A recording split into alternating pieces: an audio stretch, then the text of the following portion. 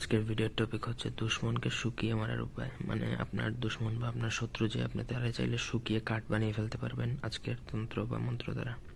প্রথম থেকে শেষ পর্যন্ত ভিডিওটা দেখুন। আমার চ্যানেলটা অবশ্যই সাবস্ক্রাইব করবেন, লাইক কমেন্ট শেয়ার করবেন। আপনারা যদি আমাদেরকে দিয়ে কোনো ব্যক্তিগত কাজ বা তদবির করাতে চান, সেক্ষেত্রে স্ক্রিনে দেওয়া নাম্বারে সরাসরি ফোনে বা হোয়াটসঅ্যাপে যোগাযোগ করে যে কোনো কাজ করাতে পারবেন। দেশে বা দেশের বাইরে থেকে অত্যন্ত সহজ একটা মন্ত্র এবং সিদ্ধ ইন্দ্রজালের মন্ত্র। হন হন ফটসা, তারপর শত্রুর নাম বা দুশ্মনের নাম উল্লেখ করতে হবে।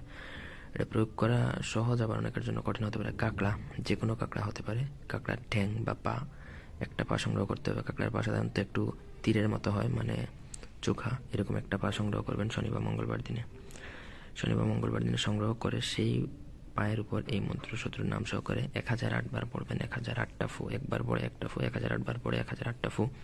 এটা করতে আপনার সময় লাগতে পারে 30 মিনিটের মতন সর্বোচ্চ। তারপর সেই কাঁকড়ার ঠ্যাঙে ফু দিয়ে সেই ঠ্যাংটা যদি শত্রুর বাড়িতে পুঁতে দিয়ে আসতে পারেন, আমি 1000% গ্যারান্টি দিলাম, সেদিন থেকে শত্রু শুকাতে শুকাতে কাঠ হয়ে যাবে এবং একটা সময় শত্রু মারা যাবে।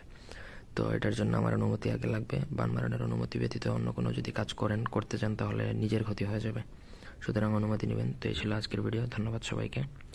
আল্লাহ হাফেজ।